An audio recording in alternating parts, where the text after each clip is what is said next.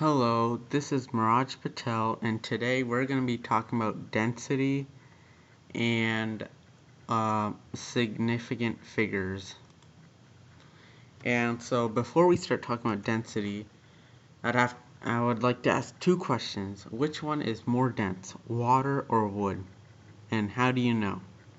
Well, if you think about it, when you were little kids, I'm sure at least some of you threw some sticks in the water and saw that they floated. And so if wood floats in water, then wood would be less dense than water because it floated on top of water. And compared to the rock is more dense than water, so that's why rocks would sink, but wood will float. And which is more dense, 1 pound of lead or 100 pounds of lead? And so this is a trick question because they have exactly the same density because they're the same substance, and we'll talk about why same substances will have the same density. And density is, the definition is a ratio of mass to volume for a particular substance. And so the formula for density is mass divided by volume. And a good way to remember that is think of the phrase "don't break my heart." And so you would draw a heart and draw a line through it, and you would have an M on the top with a V on the bottom. And so if you try it on a piece of paper, it'll work. But here I don't have a piece of paper, so I'm just trying to, just show it. But that's how I remember it. And on this chart here, it shows a density for copper. And so on this chart, you notice how it looks like, appears to be almost like a line. And density is always proportional, so it's always a flat line. And so on this chart, you can see for 2 it's about 20, for 4 it's about 40, for 6 it's about 60, 8 it's about 80, 10 is for about 100, 12 is about 120, and then 14 is about 140. And so density, when you plot out density for samples, it should always form almost approximately a straight line like this. And here, these few of these points are a little off because there could have been some impurities that could have messed up the sample. And so that's how density is not always perfect if you're taking like samples, but if you keep doing it, it'll look more, the straighter the line will look. And density only depends on the substance, not the size of the sample. So if you have a box of aluminum like this and cut in half, both pieces will have the same exact density as the original block. And that's the same for any substance, no matter what it is. And so on this chart, there's a list of densities. And so water has a density of 1, and wood floats on top of water, so it would have a density less than 1, like all these other substances. So if it has a density less than 1, then it floats. If it has a density more than 1, it will sink in water. And notice how these are metals at the top, so that's why metals sink. And this is why oil floats, because the density less, and that's also how ice floats, because ice actually expands when it freezes. And the formula for density is mass divided by volume. Just think of "don't break my heart." And so so here are some problems about calculating density. And so a copper block has a mass of 42.7 grams. What is the density of the copper block? And so density is mass divided by volume, so all you have to do is plug the variables in the equation and solve for the unknown. So grams is mass, so 42.7 would go on the top of the fraction. And volume is length times width times height, law of geometry. And so you would multiply the length times width times height to get the volume and plug that into the formula. And so you do 42.7 over 4.8 centimeters cubed. and you would get density equals 8.9 grams per centimeter. And so here's another problem. A cup of llama snot has a volume of 100 milliliters and a density of 1.58 grams per milliliter. What is the mass of the llama snot? So instead of giving you mass and volume, it gives you density and volume, so you'd have to solve for mass. And so you plug the numbers into their appropriate variable. So you get 1.58 equals m divided by 100.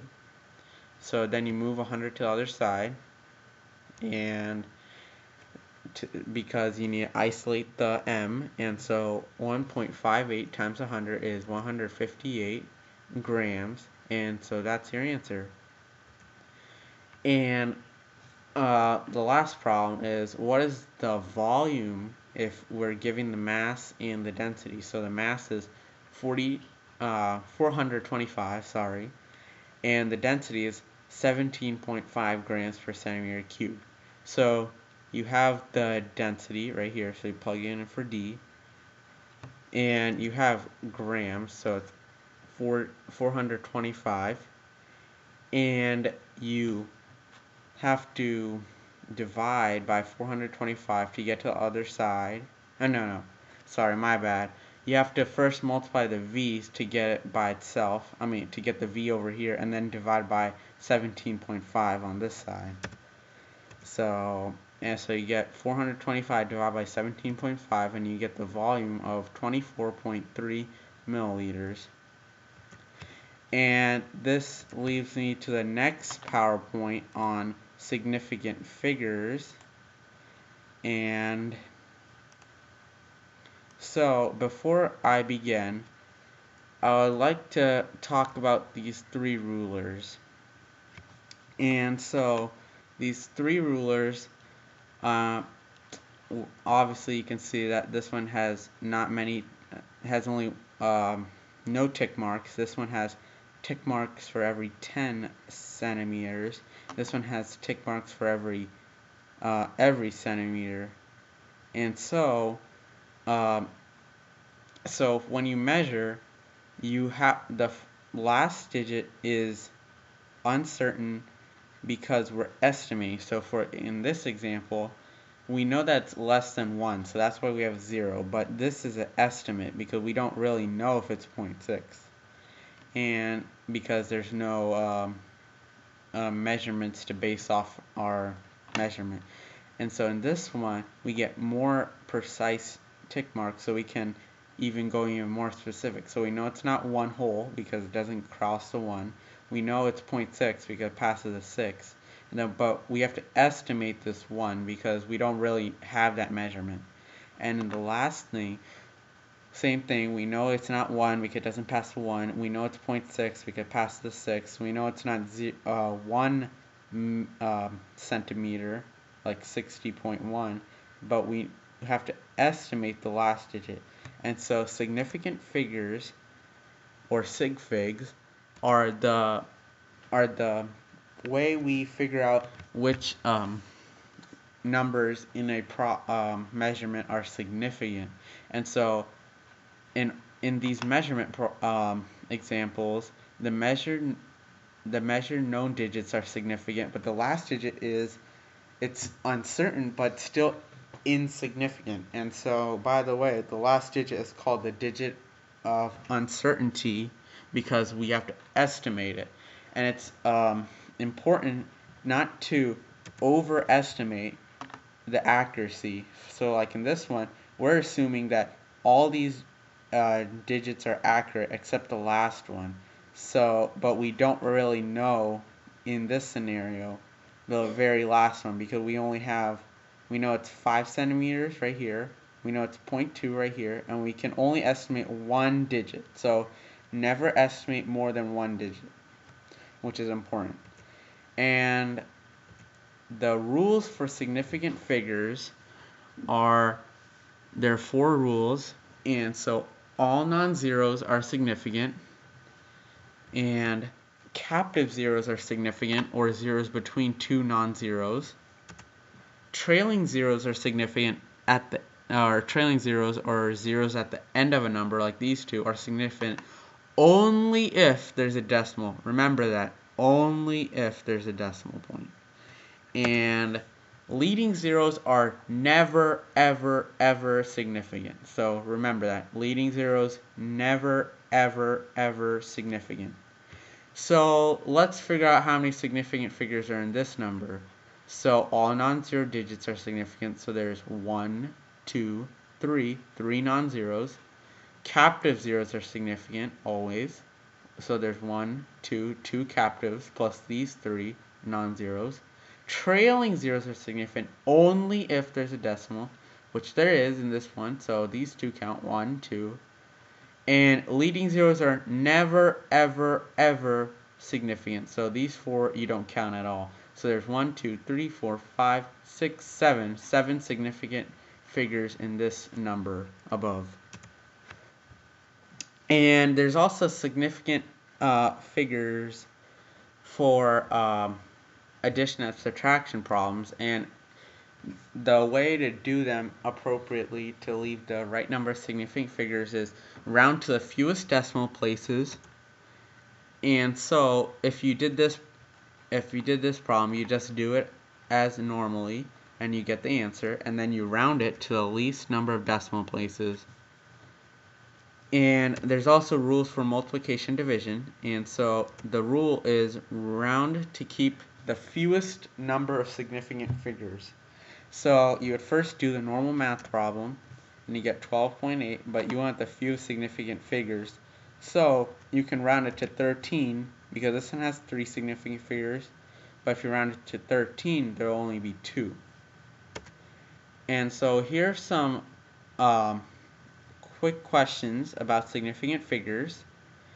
And so how many significant figures are in each number? Well, in the first one, remember our rules.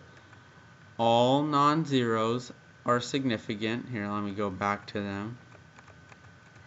Here. All non-zeros are significant. Captive zeros are significant. Trailing zeros are only significant if there's a decimal. And leading zeros are never, ever, ever significant. So here, let's go back to our problem. Oh, there's the answer, but let's just do it anyway. So there's 2 non-zeros, and when are trailing zeros significant? When there's a decimal. So is there a decimal in this case? Well, yes, there is. So all these numbers are significant, so there would be a total of 4 significant figures. And in this problem, how many significant figures would there be? Well, first, you have to convert it to normal, just normal notation. So you would get rid of the scientific notation part. And so you would, to convert it to scientific notation, if it's a negative number, you have to make it a decimal. So if it's negative 5, you have to move the decimal 5 places to the left. So there will be 4 zeros in front, a 4 and a 7. And the decimal point is all the way at the front. So all non-zeros are significant, so these 2 would be significant, but all leading zeros are never ever significant, so the leading zeros would not be significant, so there will only be 2 significant figures. In this one, there are 2 non-zeros, so there's 2 right there, and trailing zeros are only significant if there's a decimal. So in this case, there is no decimal, so all these zeros don't count. So there's only 2 significant figures. And in this last problem, there are 2 non-zeros, so two significant figures right there. Then remember, leading zeros are never ever significant, so these 2 don't count. And trailing zeros are significant only if there is a decimal, which there is in this case. So there's 1, 2, 3, 4 significant figures. And the next set of problems say round the answer to the correct significant figures. Calculator, can I get a calculator?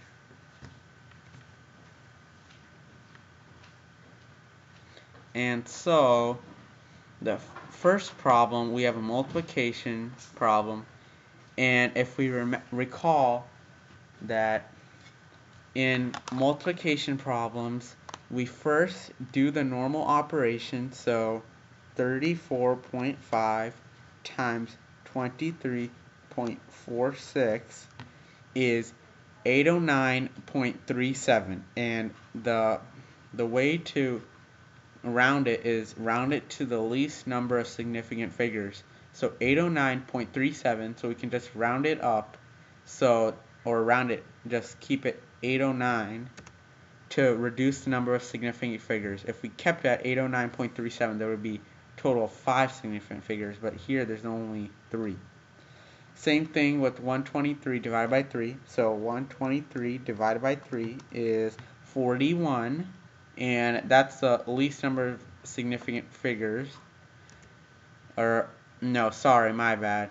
Because 41 could be rounded to 40, because I'll reduce the number of significant figures because there's no decimal. So my bad there. And so the next problem, 23.888897 plus 11.2 is 35.088897.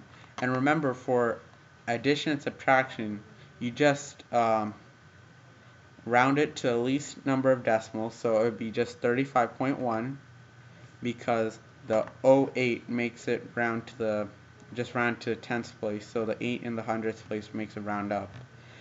And for this next problem, you would first, sorry about the answer there, but you would first do the first part, round it to a significant figure. So 2.5 times 2 is just 5, so there's the least number of significant figures right there. And 5 minus 3 is 2, and you can't really round 2 because that's only one significant figure. So that's how you do those problems.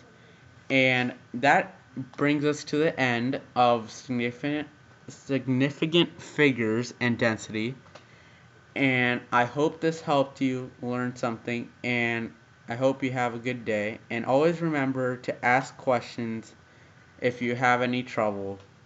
And we'll see you next time.